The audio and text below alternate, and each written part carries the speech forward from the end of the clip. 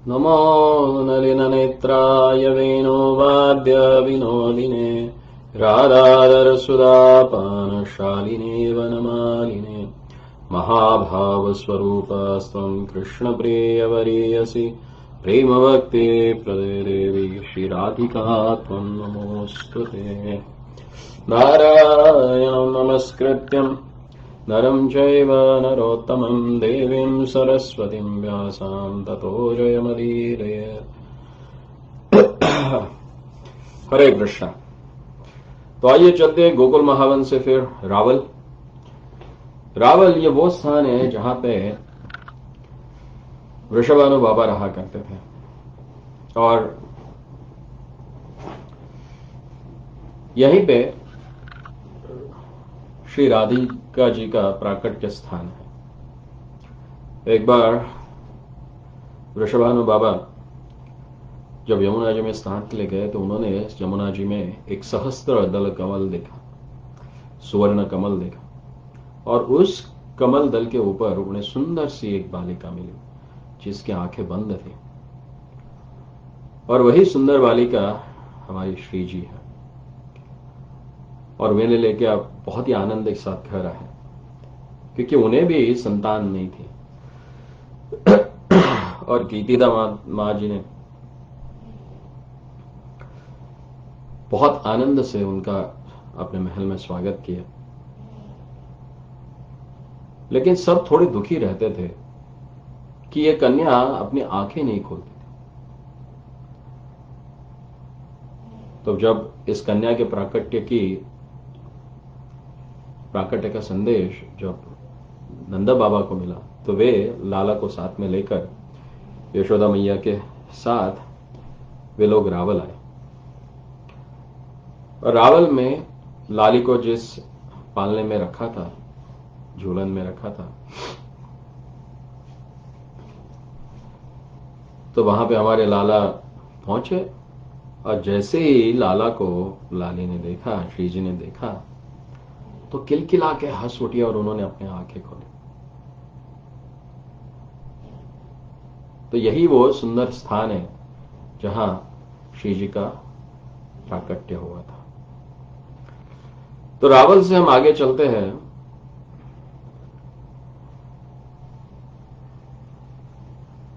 अखरूर घाट। आज इसके पास ही अखरूर गांव भी है।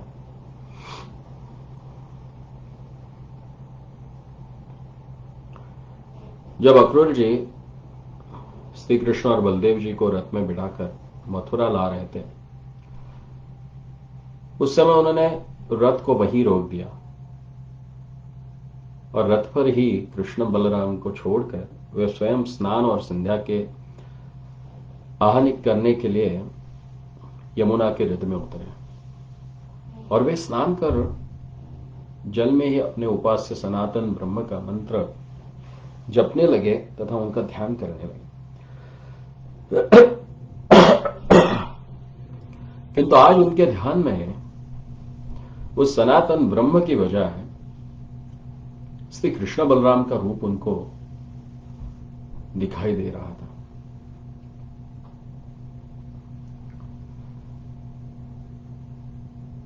और उधर रथ के ऊपर भी श्री कृष्ण बलराम दिखाई दे रहे थे। फिर पानी में डुबकी लगाकर फिर उन्होंने रामकृष्ण को देखा। तब उन्हें पूर्ण विश्वास हो गया कि जिस सनातन ब्रह्म के ऊपर मैं ध्यान करने का प्रयास कर रहा हूं वो सनातन ब्रह्म ये स्वयं यही मेरे पास ही है।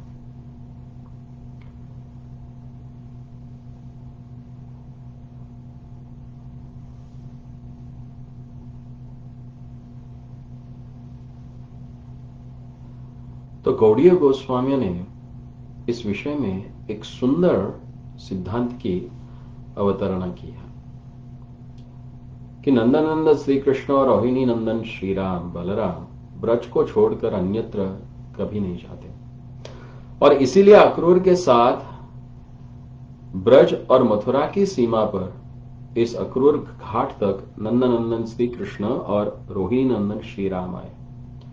तत्पश्चात वहीं से वे दोनों अप्रकट रूप में ब्रज में ही रहे और इस अक्रूर घाट से अक्रूर के साथ जो रथ पर मथुरा गए और वहां की लीलाएं की, वे देवकी या वसुदेव नंदन श्री बलराम और देवकी या वसुदेव नंदन श्री कृष्ण थे। यशोदानंदन और देवकी नंदन तत्वतः एक ही है, फिर भी रस की दृष्टि से इनमें वैशिष्ट्य विद्यमान है, वर्तमान है। और दूसरा प्रसंग ऐसा है कि एक समय नंदा बाबा ने एकादशी के दिन निर्जल उपवास कर उसी रात में द्वादशी लग जाने पर रात्रि काल में ही स्नान करने के लिए यमुना में प्रवेश किया और आसुली बेला में स्नान करने के कारण वरुण देव के अनुचरों ने नंदा बाबा को पकड़कर उन्हें वरुण लोक में उपस्थित किया और कुछ ही देर में भगवान श्री कृष्ण भी वरुण लोक में पहुंचे और श्री वरुण देव ने सर्वेश्वर श्री कृष्ण को स्वागत किया, उनकी अनेक उपहारों से पूजा की और श्री नंदा बाबा को आदर पूर्वक उन्हें समर्पण कर दिया। तो श्री नंदा बाबा इसे देखकर बड़े आश्चर्यचकित हुए और उन्होंने दूसरे दिन यह घटना वृषवासियों को सुनाई। वे लोग भी श्री कृष्ण से उनके परम धाम का दर्शन करने का अनुरोध करने लगे। तो महाकारुणिक भगवान ने उन ब्रजवासियों को यहीं पर अपने सनातन ब्रह्मलोक का दर्शन कराया, जहां इससे पूर्व उन्होंने अक्रूर जी को उनके इष्ट देवता का दर्शन कराया था। श्रीमद् भागवत के 28वें अध्याय में 14 से 16 श्लोकों में वर्णन है। इति संचित्य भगवान महाकारुणिको हरिः दर्शयामास लोकं स्वगोपानां तमसः परम् ते तु ब्रह्महृदं निता मग्ना कृष्णेन चोद्धृतः ददृश ब्रह्मणो लोकं यत्राक्रूरध्यागतपुरा। यह अक्रूर घाट में करोड़ों तीर्थ विद्यमान है और सूर्य ग्रहण के समय यहां स्नान करने की विधि है। आदि वराह पुराण में बताया गया है कि विष्णुलोक प्रद तीर्थ मुक्ताक्रूरा प्रदायिने कृष्णोपक्षण प्रसादाय नमस्ते विष्णु रूपिणे।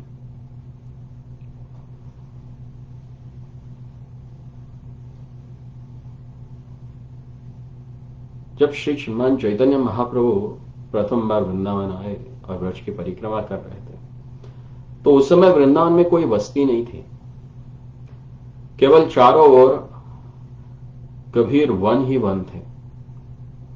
वे रात में अक्रूर घाट में ही वास करते थे और प्रातःकाल होने पर वे वृंदावन में यमुना के किनारे इमलीतला घाट पर बैठकर प्रेम में आविष्ट होकर तृतीय प्रहर तक हरिनाम करते थे। उनके नेत्रों से अविरल अश्रुधारा प्रवाहित होती रहती थी और उनके शरीर में सुदीप्त अष्ट सात्विक विकार दृष्टिगोचर होते थे। श्री चैतन्य चरितामृत में इस प्रसंग का बड़ा ही हृदय ग्राही वर्णन किया है। यहां पर प्राचीन काल में बृहदसेन राजा के लिए शांत ऋषि ने यज्ञ करवाया था और अक्रूर घाट का दूसरा नाम है ब्रह्महृद, क्योंकि कृष्ण ने गोपों को यहां ब्रह्मधाम का दर्शन कराया था और अक्रूर जी को भी यही सनातन पूर्ण ब्रह्म का दर्शन हुआ था। तो अक्रूर घाट के पास ही यज्ञ स्थल है। यहीं पे मथुरा के ब्राह्मण यज्ञ कर रहे थे। तो एक समय की बात है कि जब गोप सखाओं के साथ श्री कृष्ण यही पास में ही गोचारण कर रहे थे और भूख लगने पर ठाकुर जी ने सखाओं को यज्ञ करने वाले इन ब्राह्मणों के पास भेजा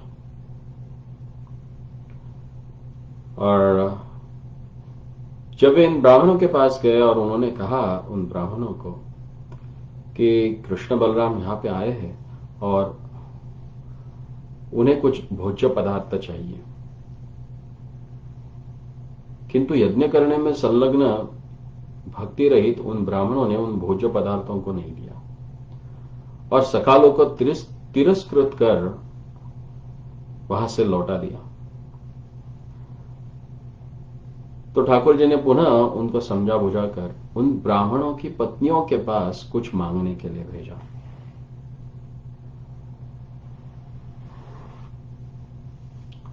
और फिर इस यज्ञस्थल से वे ब्राह्मणों के पास गए और वह ब्राह्मण पत्नियों के पास गए और फिर आगे एक स्थान है जिसे भोजन स्थल या भातरोल गांव है, यहीं पे बैठकर यज्ञ पत्नियों के द्वारा प्राप्त जो सुस्वादु अन्न व्यंजन थे उनका ठाकुर जी ने आस्वादन किया था। श्रीमद् भागवत में इसका बहुत ही सुंदर वर्णन किया है। दृष्ट्वा स्त्रीणाम भगवती कृष्णे भक्तिमलोकिम आत्मानं च तथा हीनम अतप्तता व्यघर्ण्य धिक धिक जन्मनस्त्रिविदः विद्याम धिक व्रतम धिक बहुत ज्ञाता धिक कुलम धिक क्रियादाक्षम विमुखा ये त्वो अधोक्षज। दशम स्कंद के 23वें अध्याय में यह वर्णन आता है।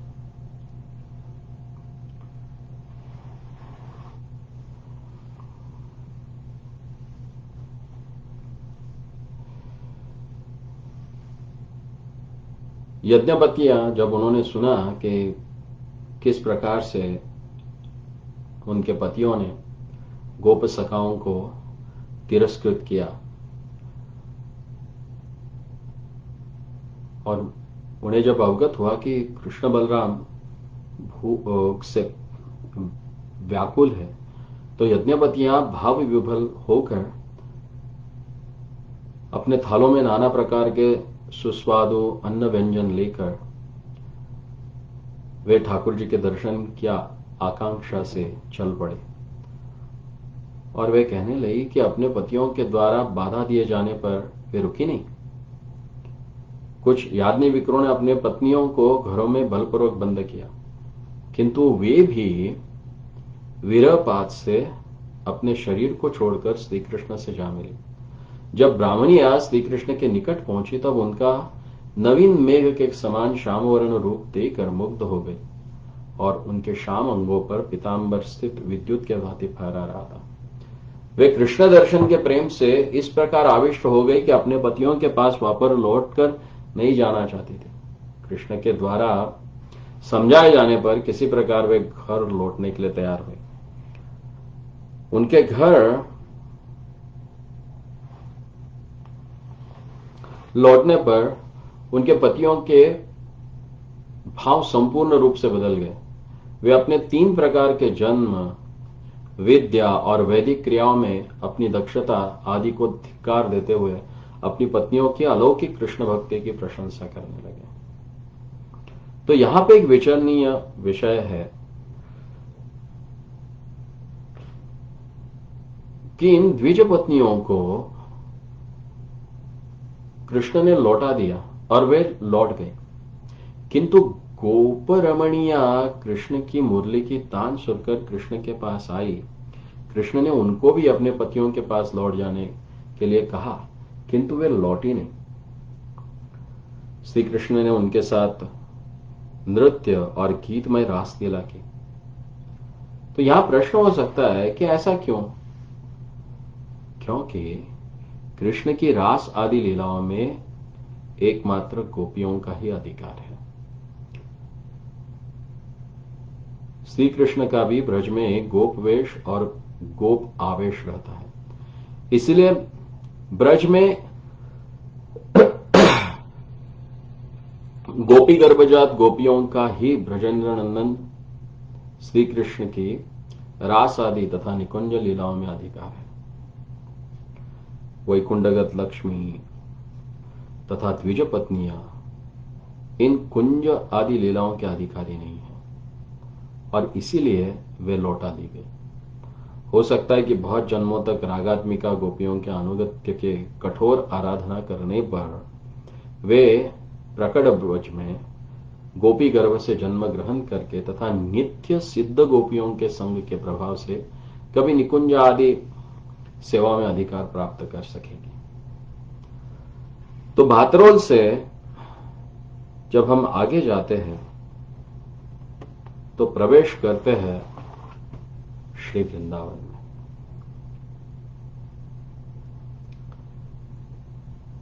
अब वृंदावन का वर्णन क्या करें, क्योंकि ये स्थान वृंदा देवी के द्वारा परिसेवित परम रमणीय और विविध प्रकार के सेवा कुंजों और केली कुंजों द्वारा परिव्याप्त है और इसलिए उसको वृंदावन कहता है। यह सदा सर्वदा श्री वृंदा देवी का अधिष्ठान है। वृंदा देवी वृंदावन की रक्षयत्री है, पालयत्री है और वन देवी है। वृंदावन के वृक्ष, लता, पशु, पक्षी सभी इनके आदेशवर्ती और इनके अधीन है। वृंदा देवी की अधीनता में अगणित गोपियां नित्य निरंतर कुंज सेवा में संलग्न रहती है और इसीलिए ये ही कुंज सेवा की अधिष्ठात्री देवी श्री वृंदा देवी है।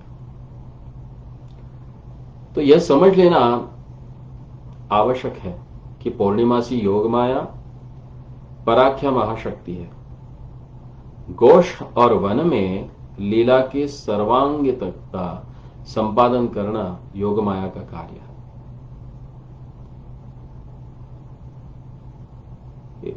इन्हीं योग माया की लीला अवतारी भगवती पूर्णिमासी जी है और दूसरी ओर श्री राधा कृष्ण के निकुंज विलास और रास विलास आदि का संपादन करने वाली वृंदा देवी है। तो वृंदा देवी के पिता का नाम चंद्रभानु और माता का नाम फुल्लारा गोपी तथा पति का नाम महिपाल है। ये सदैव वृंदावन में ही निवास करती है। ये वृंदारिका, मैना, मुरली आदि दूती सखियों में सर्वप्रधान है। विविध प्रकार के उपाय और कौशल के द्वारा जुगल मिलन का संपादन ही इनका कार्य है। ये ही वृंदावन की वनदेवी है तथा श्री कृष्ण लीलाख्या महाशक्ति की विशेष मूर्ति स्वरूप है।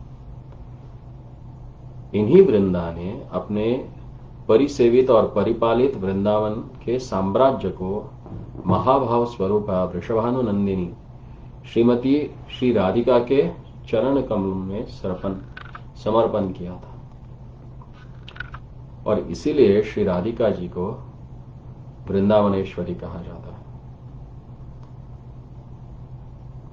पुराणों में महाराज केदार की जिस कन्या वृंदा देवी का वर्णन है और ब्रह्मवैवर्त में राजा कुशध्वज की पुत्री जिस तुलसी का शंखचूड़ से विवाह आदि का वर्णन है तथा पृथ्वी लोक में हरिप्रिया वृंदा या तुलसी जो वृक्ष रूप में देखी जाती है, ये सभी सर्वशक्तिमयी श्रीमती राधिका की काया विवाह है, काया व्यूह है, स्वरूपा है। सदा सर्वदा वृंदावन में निवास कर और सदैव वृंदावन के निकुंजों में युगल की सेवा करने वाली वृंदा देवी अंश, प्रकाश और कला स्वरूप है। इन्हीं वृंदा देवी के नाम से यह वृंदावन प्रसिद्ध है और प्रमाण शिरोमणि श्रीमद् भागवत में यत्र तत्र सर्वत्र ही वृंदावन की प्रचुर महिमा का वर्णन है। नंदा बाबा के मंत्री और उनके ज्येष्ठ भ्राता उपनंद जी कहते हैं कि उपद्रव से भरे हुए इस गोकुल महावन में न रहकर तुरंत सब प्रकार से सुरम्य तृणों से आच्छादित नाना प्रकार की वल्लरियों तथा पवित्र पर्वतों से सुशोभित गो आदि पशुओं के लिए सब प्रकार से सुरक्षित इस परम रमणीय वृंदावन में हम गोपियों के लिए निवास करना कर्तव्य है। वृंदावनम वृंदावनम नाम पशव्यम नवकाननम गोप गोपी गवाम सेव्य पुण्याद्रि तृणो विरुधम।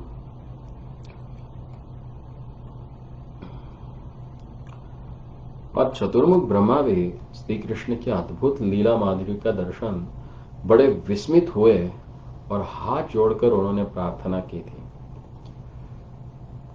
भागवत के दशम स्कंद में 14वें अध्याय में स्वयं ब्रह्मा जी कहते हैं, तद्भूरुभाग्यम इह जन्म किमपि पटव्याम यद्गोकुलेऽपि कतमाङ्घ्रिरजोऽभिषेकम् यज्जीवितं तु निखिलं भगवान् मुकुन्दस् त्वद्यापि यत्पद्रजः श्रुतिमृग्यमेव। ब्रह्मा जी कह रहे हैं कि अहो, आज तक भी श्रुतियां जिनके चरण कमलों की धूलि को अन्वेषण करके भी नहीं पा सकी है, वे भगवान मुकुंद जिनके प्राण एवं जीवन सर्वस्व है, इस वृंदावन में उन ब्रजवासियों से किसी की चरण धूलि में अभिषिक्त होने योग्य तृण गुल्म या किसी भी योनि में जन्म होना मेरे लिए महासौभाग्य की बात होगी।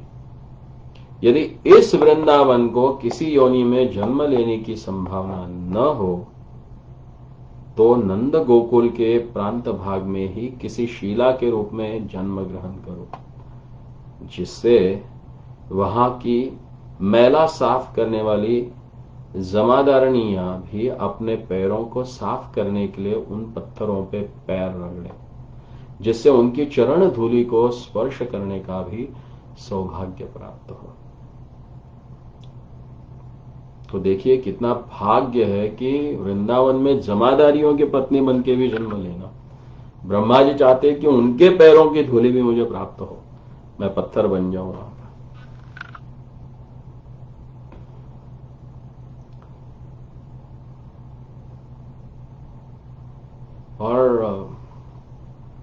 और क्या कहे, उद्धव जी तो कहते हैं कि आशा महो चरण रेजुषा हम श्याम वृंदावने किमति गुल्म उत शथिना या दुस्त्यजम स्वजन पर्यात पथम चहित्वा भेजुर मुकुंद पदवीम श्रुतिर विरमृग्याम।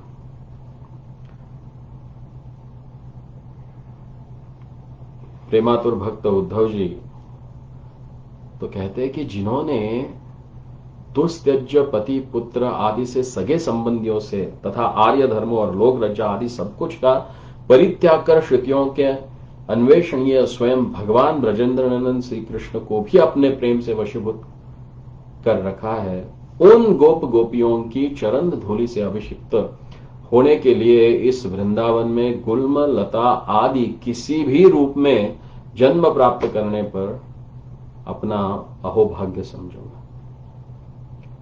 तो हमारे संप्रदाय के महान स्थापक आचार्य ब्रह्म संप्रदाय के ब्रह्मा जी, वे भी यहां पे वृंदावन के महिमा का इतना सुंदर वर्णन करते हैं। और हरिदास वर्यों में जो श्रेष्ठ माने जाते हैं उद्धव जी, जो भगवत स्वरूपी माने जाते हैं भक्त रूप में, वे भी कहते हैं कि अगर मेरा जीवन तब धन्य होगा जब मैं इस वृंदावन में कुछ कंकड़ पत्थर गुल्प लता कुछ तृण बनकर भी जन्म लूं।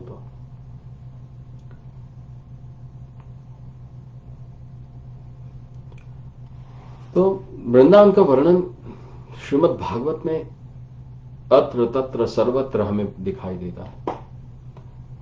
जैसे दशम स्कंद में 44वां अध्याय है, जहां पे वर्णन आता है कि रंगभूमि में जब भगवान प्रवेश करते हैं तो उनको देखने के पश्चात रंगभूमि में स्थित मथुरावासी स्त्रियां है, वे कहती है कि पुण्यावत ब्रजभो यद निर्लिंगम गूढ़ा पुराण पुरुषो वन चित्रमाल्या गाह पालयंस बलः क्वम शवेनुम विक्रीडियांचते गिरिमत्र अर्चितांगली। वे कहती है यहां पे इन तीनों लोकों में वृंदावन और वृंदावन में रहने वाली गोप रमणिया ही धन्य है, जहां परम पुराण पुरुष श्री कृष्ण योग माया के द्वारा निगूढ़ रूप में मनुष्योचित लीलाएं कर रहे हैं।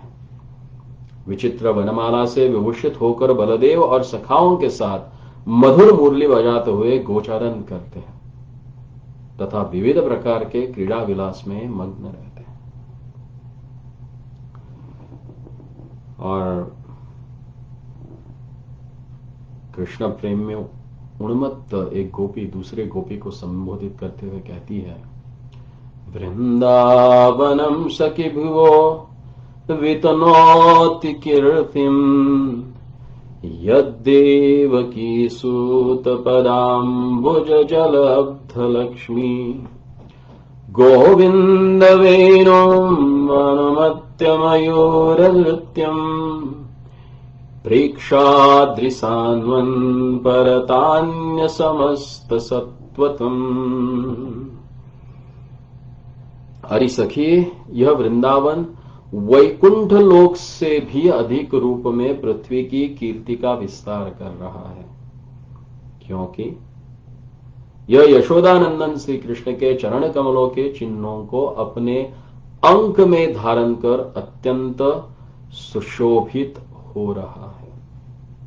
सखी, जब यह रसिकेंद्र श्री कृष्ण अपनी विश्वमोहिनी मुरली की तान छेड़ देते हैं, उस समय वंशी ध्वनि को मेघ गर्जन समझकर मयूर अपनी पंखों को फैलाकर उन्मत्त की भांति नृत्य करने लगते हैं। इसे देखकर पर्वत के शिखरों पर विचरण करने वाली पशु पक्षी संपूर्ण रूप से निस्तब्ध होकर अपने कानों से मुरली ध्वनि तथा नेत्रों से मयूरों के नृत्य का रसास्वादन करने लगते हैं। अरे औरों की तो क्या बात, रसिक शिरोमणि पर भावुक स्वयं सुखदेव गोस्वामी जी परम पुलकित होकर वृंदावन की पुनः पुनः प्रशंसा करते हैं और कहते हैं, बरहा पीडम नटवर वपुः कर्णयो कर्णिकारम बिभ्रदवास कनक कपिशम वैजयन्तीं च माला रन्ध्रान् वेणुरधर सुदया पूरयन् गोपवृन्दे स्वपदरमणम् प्राविशद् गीतकीर्तिः वृन्दारण्यम् स्वपदरमणम् प्राविशद् गीतकीर्तिः। वे कहते हैं कि अपने सिर पर मयूर पिच्छ, कानों में पीले कणेर के सुगंधित पुष्प, श्याम अंगों पर स्वर्णित पीतांबर, गले में पंचरंगी पुष्पों की चरण लंबित वनमाला धारण कर अपनी अधर सुधा के द्वारा वेणु को प्रपूरित कर उसके मधुर नाद से चर अचर सबको मुग्ध कर रहे हैं तथा ग्वाल बाल जिनकी कीर्ति का गान कर रहे हैं, ऐसे भुवन मोहन नटवर वेश धारण कर श्री कृष्ण अपने श्री चरण चिन्हों के द्वारा सुशोभित करते हुए परम रमणीय वृंदावन में प्रवेश कर रहे हैं। और इसीलिए अखिल चिदानंद रसों से आप्लवित मधुर वृंदावन को छोड़कर श्री कृष्ण कदापि अन्यत्र गमन नहीं करते। ब्रह्मयामल में कहा है, वृंदावनम परित्यज्यम पादमेकम न गच्छति।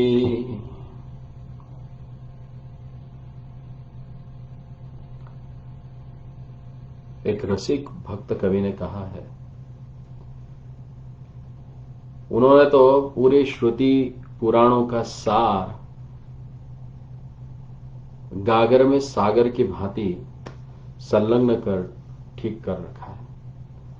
वे कहते हैं, ब्रज समुद्र मथुरा कमल वृंदावन मकरंद, व्रज वनिता सब पुष्प है, मधुकर गोकुल चंद।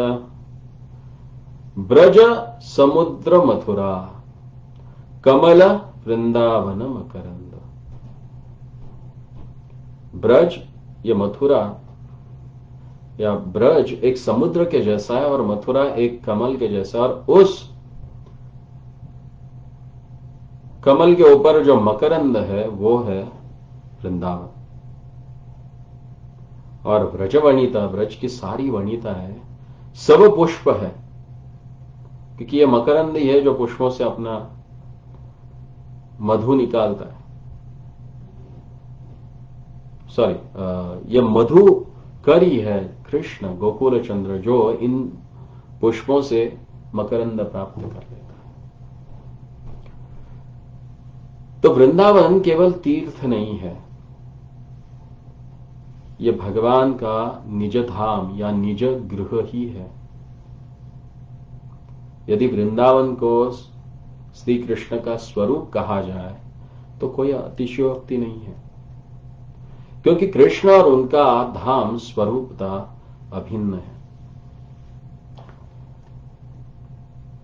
कहते पुराणों के अनुसार एक बार देवर्षि नारद अपनी वीणा की तान पर हरि गुणगान करते हुए तीर्थराज प्रयाग पहुंचे, और तीर्थराज ने उनका बहुत ही स्वागत किया। और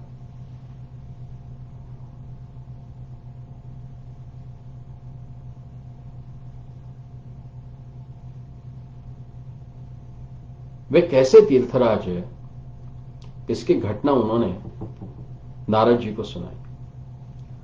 फिर नारद जी ने कहा, भगवान ने आपको तीर्थराज के पद पर अभिषेक तो किया है, किंतु मुझे इस विषय में कुछ शंका है। क्या वृंदावन भी अन्य तीर्थों के भांति आपको कभी भेंट देने के लिए उपस्थित होते हैं? तो तीर्थराज जी ने उत्तर दिया, नहीं, कभी नहीं। तो नारद जी ने पूछा कि फिर आप कैसे तीर्थराज हैं? और यह बात प्रयागराज के हृदय में चुभ गई। हाँ, सोचा बात तो ठीक है आपकी, मैं कैसे तीर्थराज हो सकता हूं? और फिर तीर्थराज भगवान के पास पहुंचे, और तीर्थराज को आके देखकर भगवान ने उनको यथोचित सम्मान दिया और उनके आने का कारण पूछा। तो तीर्थराज ने बड़ी नम्रता से कहा, प्रभो, आपने मुझे तीर्थराज के पद पर अभिषिक्त तो किया है, किंतु वृंदावन तीर्थ तो कभी मुझे भेंट देने के लिए नहीं आते, फिर मैं तीर्थराज कैसे हुआ? यदि वृंदावन जैसा एक छोटा सा तीर्थ मेरी अधीनता स्वीकार न करे तो मेरा तीर्थराज होना सर्वथा अनुचित है। तो तीर्थराज की बात सुनकर भगवान कुछ समय के लिए मौन रहे, और उनके नेत्रों से अश्रुबिंदु छलक गए। उन्हें ब्रज का स्मरण हुआ, सखाओं के साथ गोचारण, नंद बाबा और यशोदा का स्नेह, अपनी प्रियतमा श्री किशोरी, गोपांगनाएं तथा उनके साथ किए गए रास लीलाएं, अन्य जल क्रीड़ाएं, अनेक चित्र भगवान के हृदय में क्रमशः स्फुरित हो गए, और ठाकुर जी का हृदय द्रवित हो गया।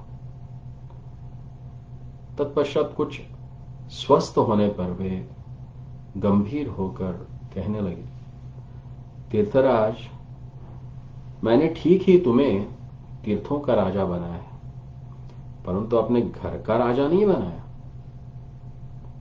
वृंदावन मेरा घर है। घर ही नहीं, मेरी प्राण प्रिया श्री राधिका की परम विहार स्थली भी है। और वहां के अधिपति और ईश्वरी तो वे स्वयं ही है। वे ही वृंदावनेश्वरी है। और मैं भी सदा वहीं निवास करता हूं। अतः तुम तीर्थराज ही हो, इसमें कोई संदेह नहीं है। वृंदावन केवल तीर्थ नहीं है, तुम भी किसी प्रकार वृंदावन की सेवा करने के लिए आराधना कर सकते हो। और यही नहीं, श्रीमद् पद्म पुराण में, श्रीमद् भागवत महात्म्य में श्री नारद जी भक्ति देवी को श्री वृंदावन का महात्म्य समझाते हुए कहते हैं, वृंदावनस्य संयोगात् पुनस्त्वं तरुणी नवा, धन्यं वृंदावनं तेन भक्ति नृत्यति यत्र च। नारद जी कहते हैं, हे देवी, वृंदावन के संयोग से तुम फिर नवीन तरुणी हो गई हो। अतः यह वृंदावन धाम धन्य है। यहां भक्ति यत्र तत्र सर्वत्र नृत्य करती है। स्कंद पुराण के मथुरा खंड में वृंदावन का महिमा बहुत ही सुंदर प्रकार से किया गया। वहां कहते हैं, तस्मिन् वृंदावने पुण्यम गोविंदस्य निकेतनम, तत्सेवक समाकीर्णम तत्रैव स्थीयते मया, भुवि गोविंद वैकुंठम तस्मिन् स्थीयते मया, तस्मिन् वृंदावने नृप यत्र वृंदादयो भृत्या सन्ति गोविन्दलालसः, वृंदावने महासद्म यै दृष्टं पुरुषोत्तमै, गोविंदस्य महीपाल ते कृतार्थ महीतले, तस्मिन् वृंदावने पुण्यम गोविंदस्य निकेतन। ये वृंदावन जो है इतना पुण्यवान कि ये गोविंद का निकेत है, घर है। तत्सेवा समाकीर्णम तत्रैव स्थीयते मया, तो उनकी सेवा के लिए मुझे वहीं पे ही रहना है। फिर आदि पुराण में, आदि वराह पुराण में कहा गया है, वृंदावने तु गोविंदम ये पश्यन्ति वसुंधरे, न ते यमपुरम यान्ति यान्ति पुण्यकृतां गतिम। वराह भगवान पृथ्वी माता को कहते हैं कि हे वसुंधरे, जो व्यक्ति या जो जीवात्मा वृंदावन में श्री गोविंद को देखता है, यमपुरम नते यान्ति, वो यमपुर नहीं जा सकता। यान्ति पुण्यकृताम गति, उसे कौन सी गति प्राप्त होती है? जो पुण्य लोगों की, पुण्यवान लोगों की गति है, उसको प्राप्त कर लेते हैं।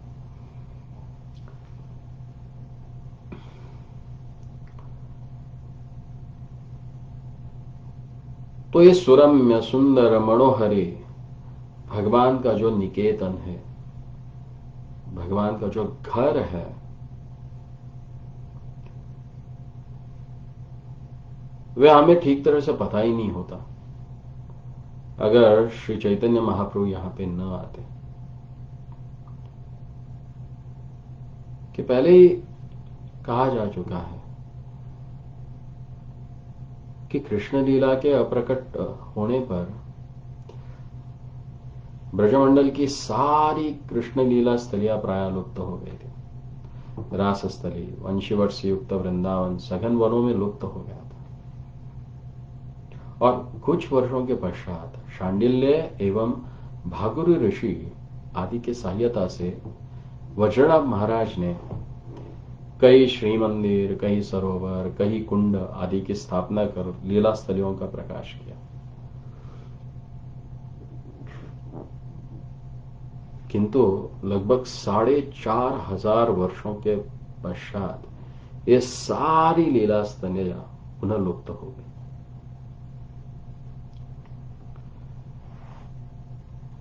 और उस समय आज से तकरीबन 550 साल वर्ष पूर्व राधा भावद्युति सुवलित श्री कृष्ण चैतन्य महाप्रभु के रूप में स्वयं श्री कृष्ण इस जगती तल पर पधारे और उन्होंने स्वयं तथा श्री सनातन, श्री लोकनाथ गोस्वामी, भूगर्भ गोस्वामी, रूप गोस्वामी, इन सारे अपने पार्षदों के द्वारा इन स्थलियों का पुनः प्रकाश किया और उनके इस महान कार्य के लिए सारा विश्व, विशेषता वैष्णव जगत उनका चिर ऋणी रहेगा। यदि ये लोग धराधाम में अवतीर्ण नहीं होते तो मधुर वृंदावन कौन जानता, और इस वृंदावन की मधुरिमा को भला कौन समझ पाता। यदि गौरांग देव नहीं आते तो प्रेम रस की सीमा और श्री राधिका की महिमा कौन बताता। चारों संप्रदाय तो है, चारों संप्रदाय ने भगवान के लीलाओं के बारे में हमें बताया, लेकिन ये भगवान की जो लीला स्थली है और विशेष करके श्री राधिका जी का जो स्थान है भगवत भक्ति में, वो हमें कभी दृष्टिगोचर ही नहीं होता। चारों संप्रदाय में हम देखते हैं, वल्लभ संप्रदाय में श्रीनाथ जी प्रधानता से उनकी सेवा की जाती है। श्री संप्रदाय में चतुर्भुज रुच भगवान श्री विष्णु की आराधना की, नारायण जी को सर्वश्रेष्ठ माना जाता है। मध्व संप्रदाय में भी उडुपी में हम देखते हैं भगवान का जो गोपाल स्वरूप है, हाथ में मथनी लिया हुआ, उनकी सेवा की जाती है। लेकिन राधा रानी की महिमा का वर्णन कहीं नहीं है। और इसीलिए लोचनदास ठाकुर कहते हैं कि गौरांगा नहीं तबे की हईता, यदि गौर न हईते तबे की हईता, कि मने धरिता ले। राधार महिमा प्रेम रस सीमा, जगते जानते के, यदि गौर न हईते तब की होई तो, के मने धरी तंदे। राधार महिमा प्रेम रूप सीमा, जगते जानते के, मधुर वृंदा विपिन माधुरी, प्रवेश चातुरी सार, ब्रजर युवती भावेर भक्ति, शक्ति हित का।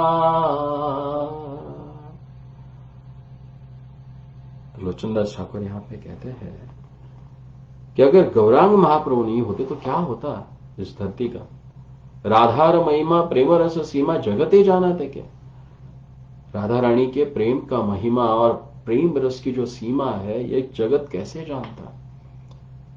वृंदावन का माधुर्य और ठाकुर जी की माधुरी, इसमें हमें प्रवेश कैसे प्राप्त होता। ब्रज की युवतियों का भाव, जो उनकी भक्ति है और उसकी शक्ति है, कौन समझ पाता।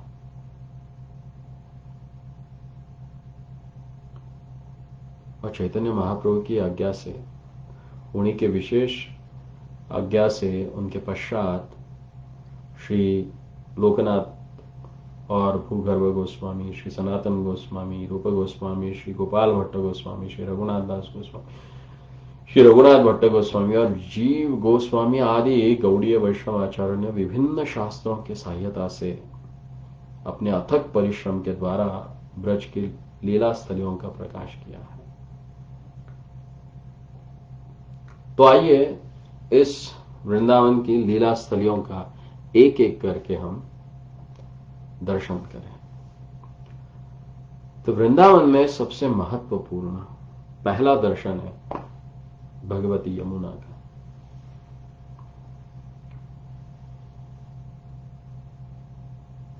यमुना महारानी ने वृंदावन को तीन ओर से घेर के रखा हुआ है और यह अपने सुरम्य तट पर दोनों और नाना प्रकार के पुष्पों और फलों से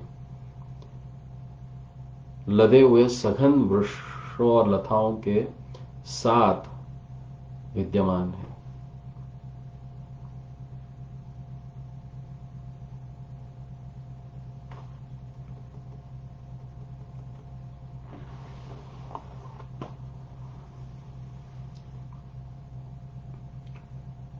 जुगल किशोर की लीलाओं में यमुना जी का स्थान बहुत ही महत्वपूर्ण है, क्योंकि वे सदैव युगल किशोर की सेवा में तत्पर रहती है और इसलिए वे हमें परम वंदनीय है। चिदानंद भानो सदानंद सूनो पर प्रेम पात्रे द्रव ब्रह्म गात्रे अघानां लवित्रे जगत्क्षेमदात्रे पवित्रे क्रियान्नो वपुमित्रपुत्रे।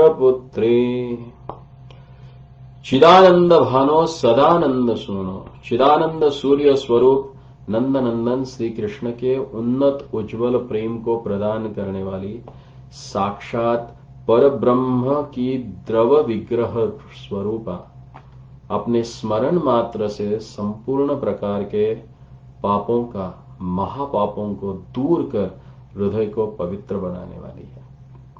जगत मंगलकारिणी मरु हृदय में भी ब्रज रस का संचार करने वाली सूर्यपुत्री श्री यमुना जी की पुनः पुनः वंदना करता हूं, वे हमें पवित्र करें।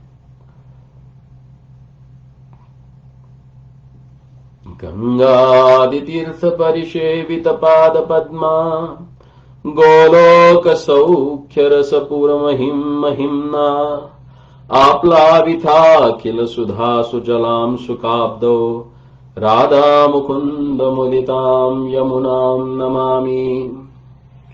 गंगा गोदावरी नर्मदा सिंधु आदि तीर्थों के द्वारा जिनके चरण कमल सर्वदा परिसेवित होते हैं, जो गोलोक वृंदावन के श्री श्री राधा कृष्ण युगल की रस परिपाटी युक्त सेवा को प्रदान करने वाली महिमा से युक्त है, जो अपने अमृतपूर्ण जल प्रवाह के द्वारा श्री राधा मुकुंद को सुख समुद्र में निमग्न रखती है, उन कृष्ण प्रिया श्री यमुना जी को पुनः प्रणाम है।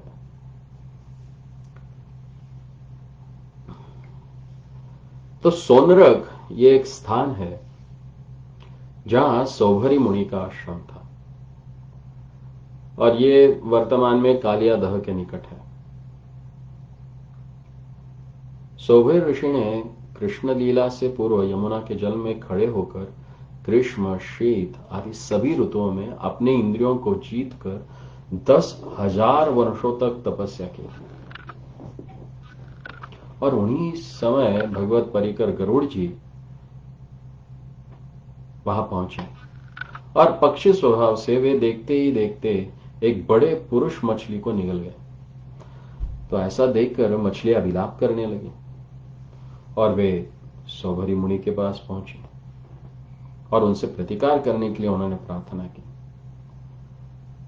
तो भगवत भक्ति भक्तों के भाव से अभिज्ञ और अपनी तपस्या से शुष्क बने हुए निरस सौभरी ऋषि ने गरुड़ जी को शाप दिया कि यहां पुनः आने से उनका मस्तक उड़ जाएगा।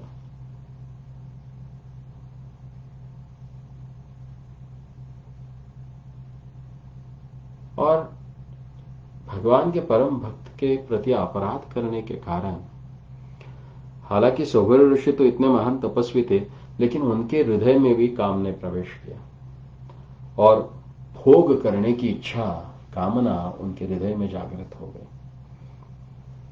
और फिर उन्होंने यमुना जल से बाहर आकर योग के प्रवाह से सुंदर नवयुवक बनकर महाराज मांधाता की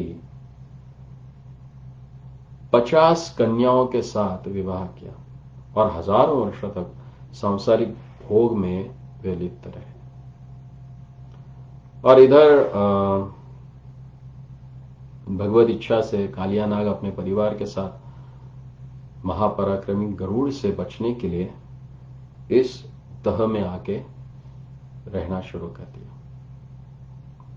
और वो इतना विषैला था कि इसके विष के कारण जल इतना प्रभावित हो गया कि उसमें से सारी मछलियां उस प्रखर विष के कारण मर गई। और इस प्रकार भक्त के प्रति अपराध के कारण सौभरी ऋषि एवं उनके आश्रित जो मछलियां थी उनका विनाश हो गया। और इसीलिए शास्त्र में वैष्णव अपराध से सर्वथा बचने की बात की गई है।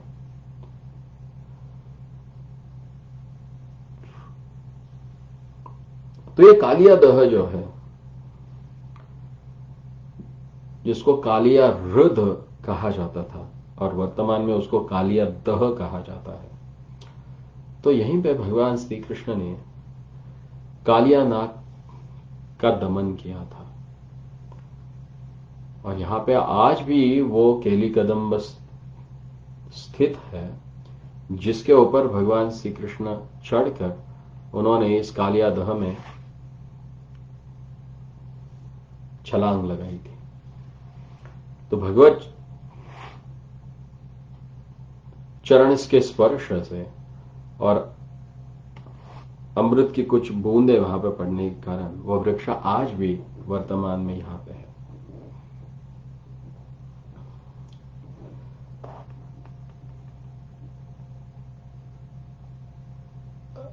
इसी दह पे प्रबोधानंद सरस्वती की भजन कुटी है, जिन्होंने सुप्रसिद्ध राधा रस सुधा निधि, वृंदावन महिमा अमृत, श्री चैतन्य चंद्रामृत और संगीत माधव आदि ग्रंथों के रचना की है। ऐसे वे श्री प्रबोधानंद सरस्वती,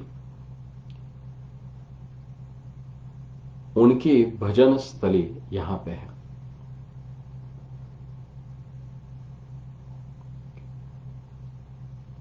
अब प्रबोधानंद सरस्वती के बारे में कई कथाएं बताई जाती है।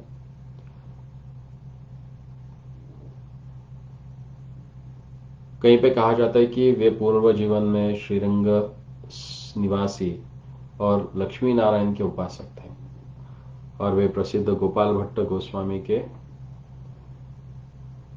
पितृव्य यानी ताऊजी थे और गुरु भी थे। कहीं पे कहा जाता है कि जो प्रकाशानंद सरस्वती थे वही महाप्रभु को मिलने के पश्चात प्रबोधानंद सरस्वती हुए और वृंदावन में आके उन्होंने धाम का आश्रय लिया और उन्होंने ही वृंदावन महिमामृत नाम के ग्रंथ की रचना की।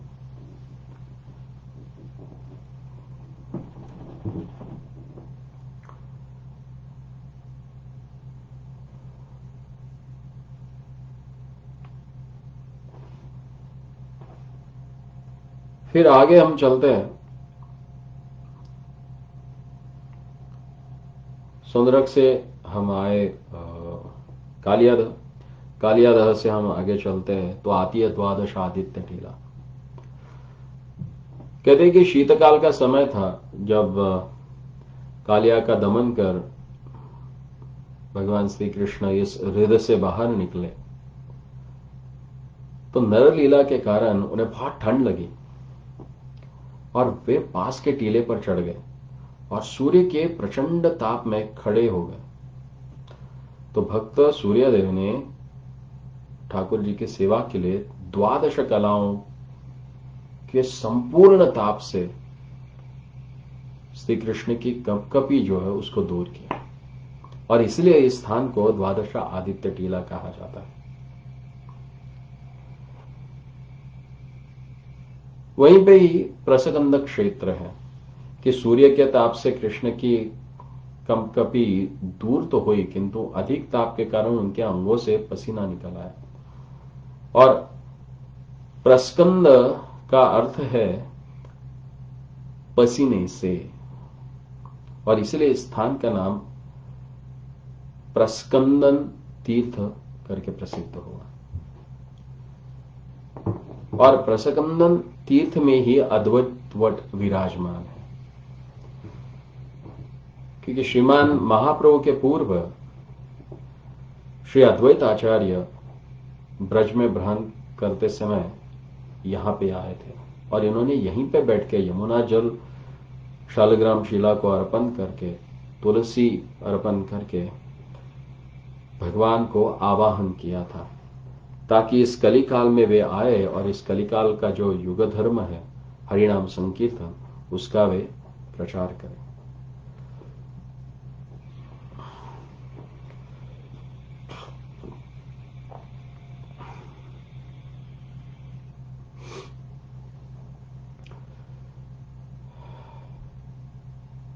फिर बताते हैं कि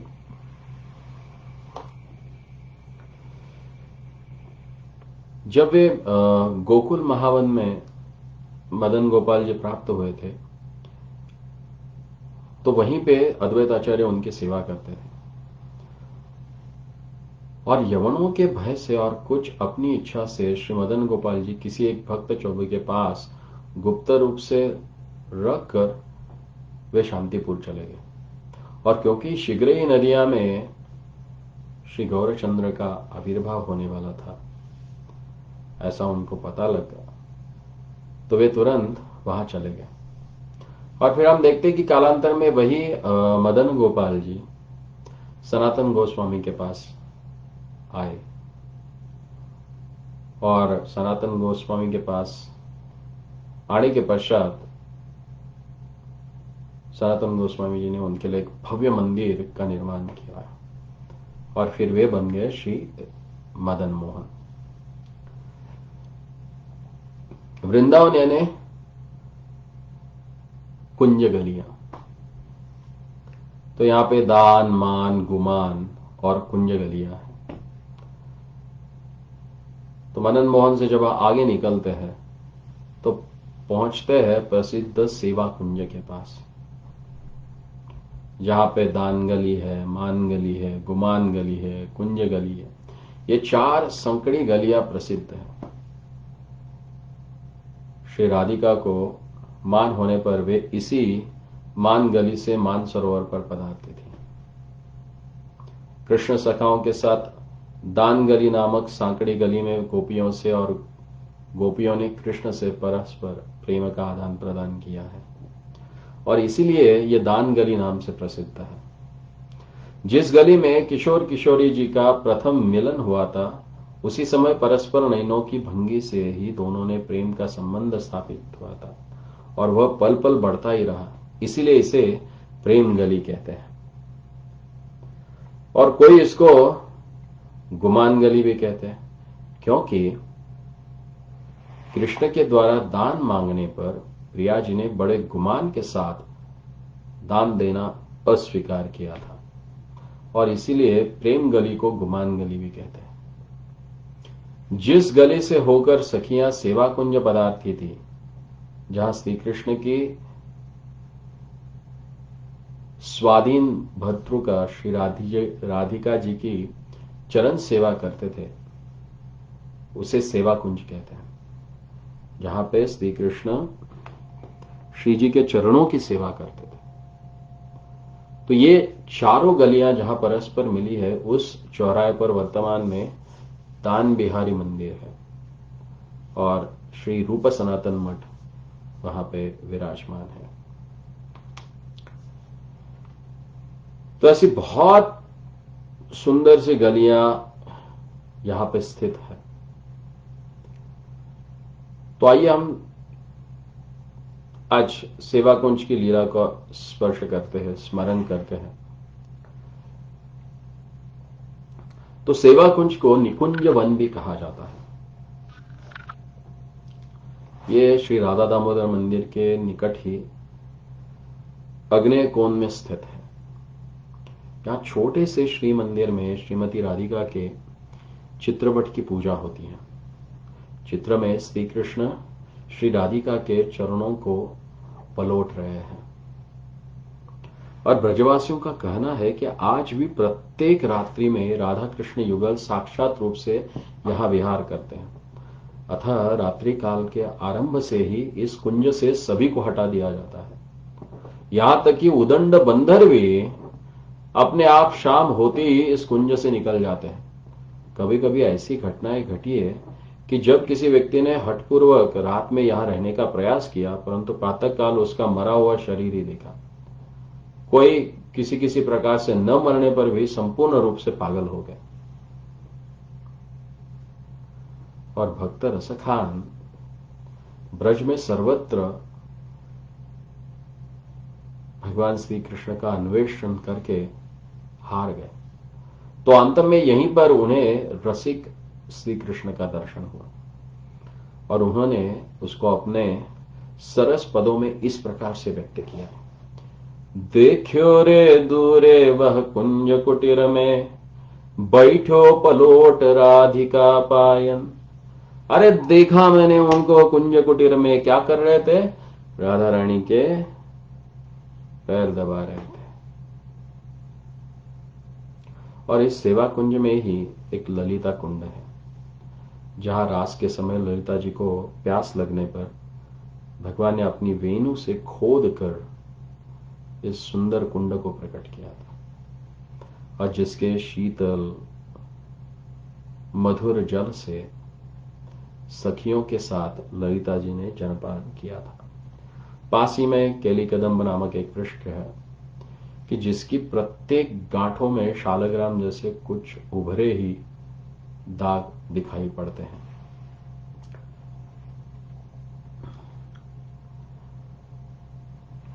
फिर यहां पे श्री विनोद कुंज है और बाकी के जो लीला स्थलियां हैं उनका विस्तृत से वर्णन हम कल करेंगे। बोलो श्री वृंदावन धाम की जय। श्री नंदनंदन श्याम